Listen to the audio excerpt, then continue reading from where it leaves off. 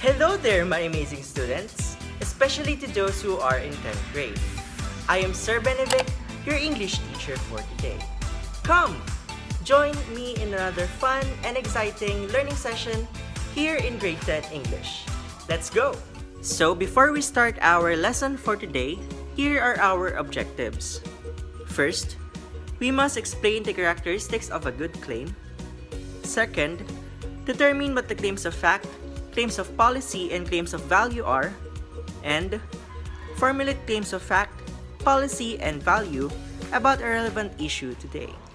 So before we proceed to our main topic, which is the claims of fact, policy, and value, let's first have our review from our last week's lesson. So, what is an opinion? An opinion is a view, a judgment, or an appraisal about a particular matter, and it is not necessarily based on a fact or knowledge. How about assertion? Assertion is something declared positively, often with no support or proof, and it also makes a firm belief on a particular topic. Here are some of the examples of an opinion. Harry Potter is the best movie of all time. And Miss May is the greatest English teacher that I have ever met. Here are some of the examples of assertion. Beowulf is a great epic and everyone has to read it. And William Shakespeare is the greatest writer ever. Before we proceed to our new topic, I have a question for you. Are you exhausted? Oh, don't panic. We're just getting started. I hope that you're excited just as I am. Now, let's have our warm-up activity. So, in this activity, I will be reading a selection and you will need to listen carefully. Okay? Afterwards, there will be a 5 multiple choice questions that you will answer within a 20-second timer in each question.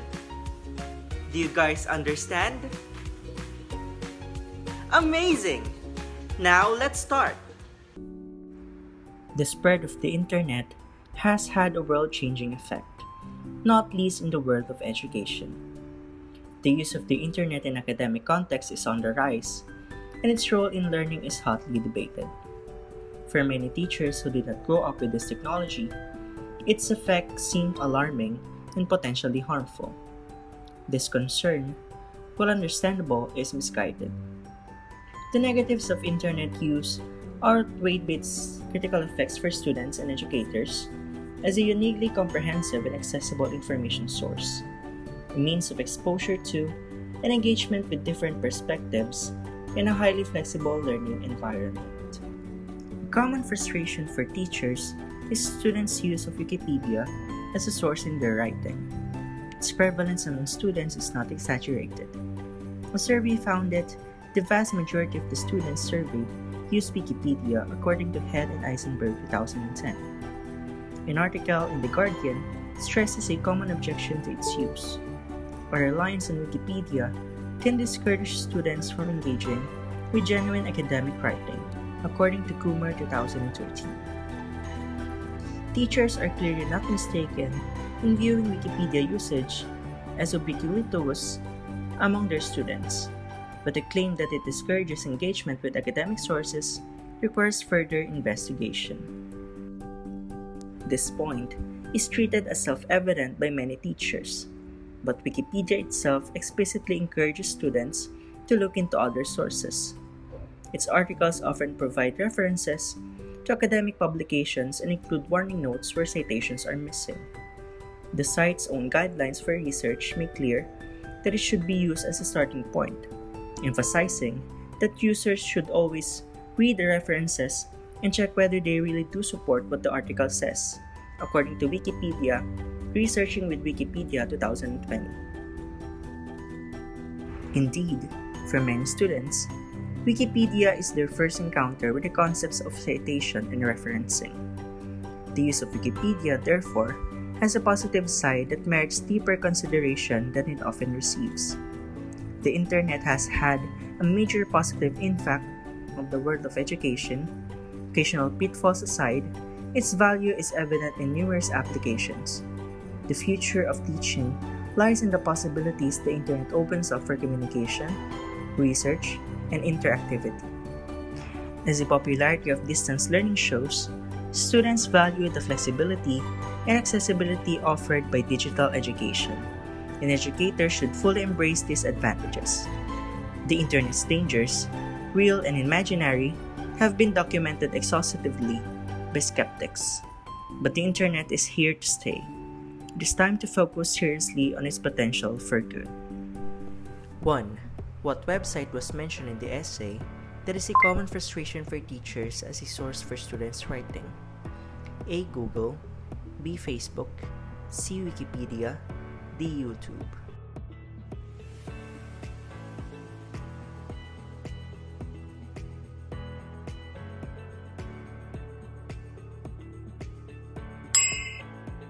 Two. What is the main idea of the essay? A. The spread of the internet in the world of education. B. Students' use of Wikipedia. C. Positive and negative effects of the use of internet. Or D. Teachers who are not tech savvy.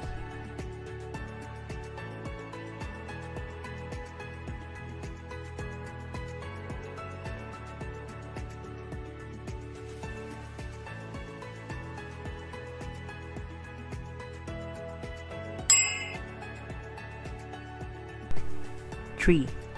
Who is the target audience of this passage?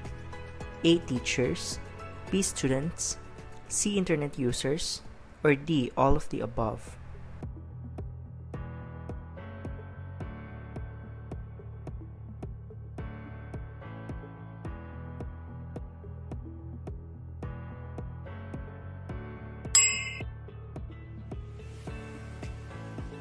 Four. In the sentence, teachers are clearly not mistaken in viewing Wikipedia usage as ubiquitous among their students. What does ubiquitous mean? A. Predominant, B. Hindrance, C. Challenge, or D. Aid?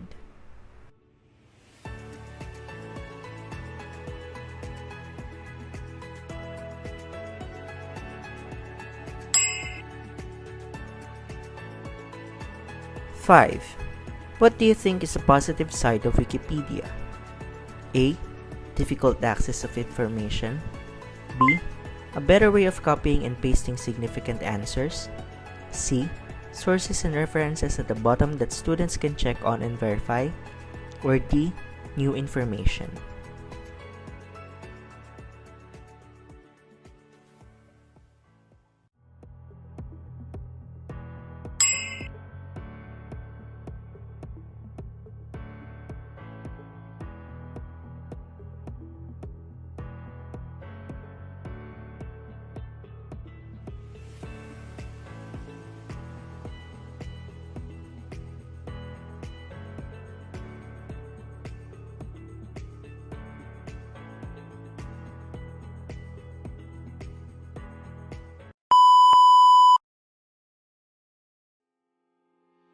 Making strong arguments is a requirement of critical thought.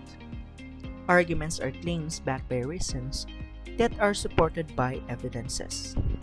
Claims are statements about what is true or good, or about what should be done or believed. Claims are potentially arguable. A liberal arts education prepares students best is a claim, while I didn't like the book is not. I thought the movie was cool is not an arguable statement, but the movie was Paul Newman's best is for people to disagree and offer support for their different opinions. So claims are essentially the evidence that the writers or speakers use to prove their point. So what are the characteristics of a good claim? First, it must be debatable. A claim must be debatable and arguable based on data and analysis, rather than a question of personal choice or emotion. Second, a good claim must be precise.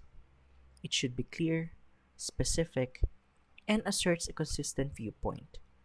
It needs to be precise enough to allow for a logical argument and to remain focused on the subject. Third, it should be content-wise.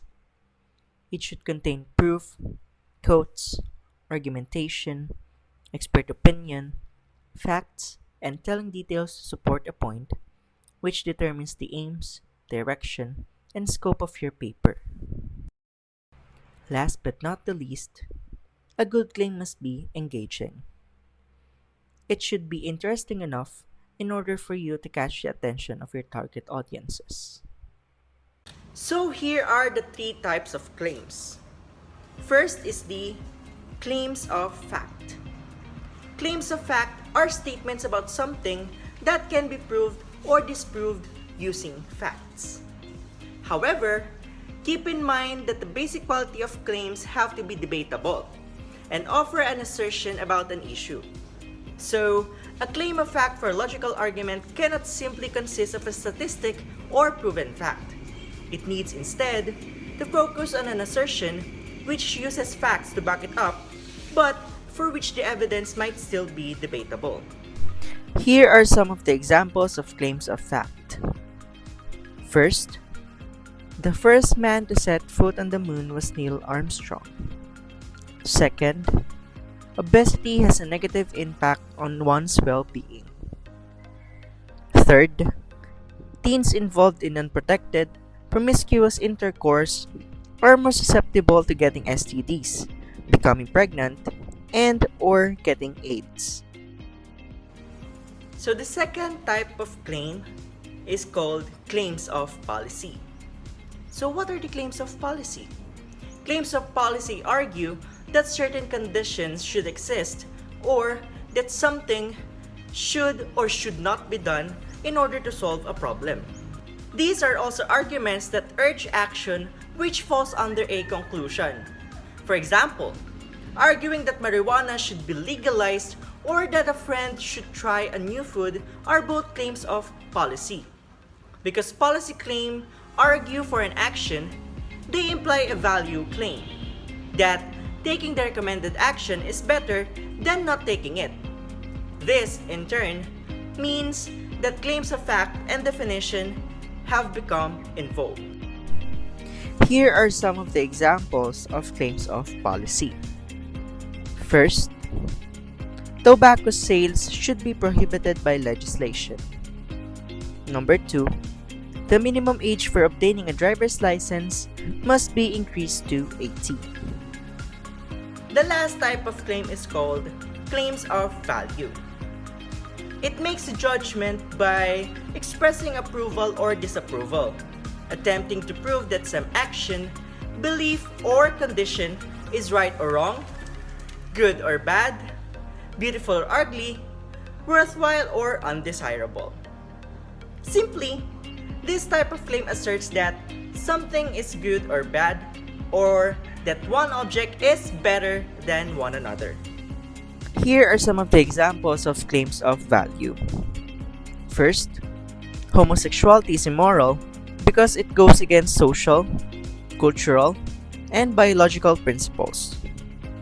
Second, because of his use of soft color, upbeat subject matter, and unique technique, Monet's art is more stunning than Picasso's.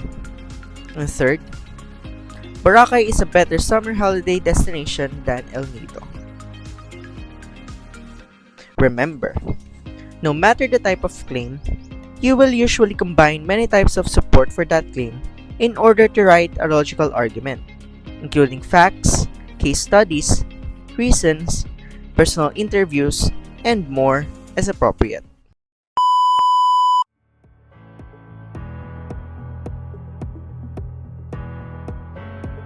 In this activity, you will identify if the given statement or sentence in each number is true or false.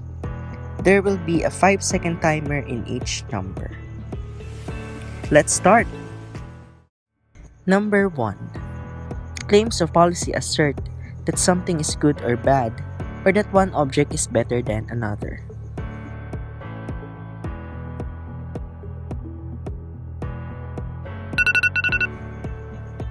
Number 2.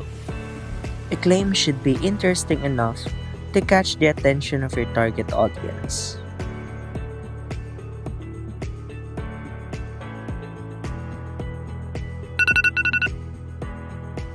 Number 3, a claim should be clear, general, and asserts a consistent viewpoint.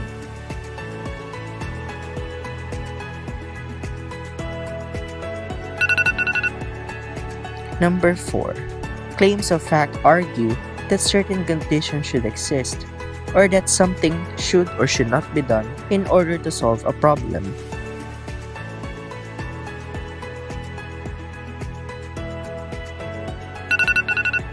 Number 5. This sentence is an example of claim of fact. The Philippine eagle is a critically endangered species.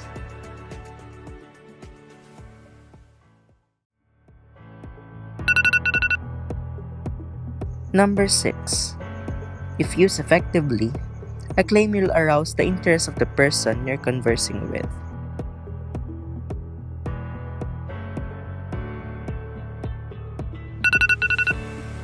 Number 7. A claim should not contain proof, quotes, argumentation, and expert opinion.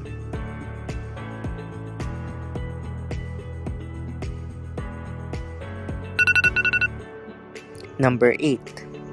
There are 3 types of claims: claims of fact, claims of value, and claims of policy.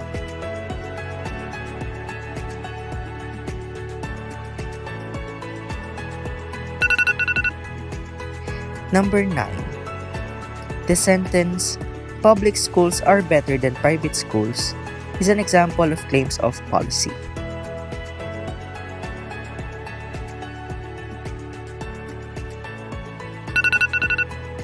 And number 10, claims of value are statements about something that can be proved or disproved using facts.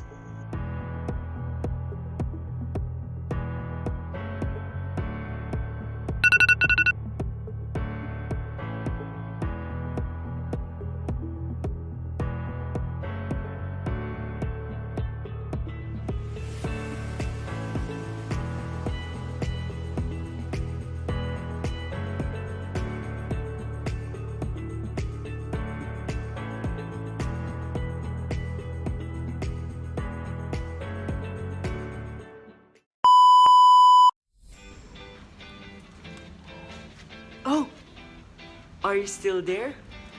That's great! Thank you for staying with me all throughout the video. I hope that you have learned a lot today.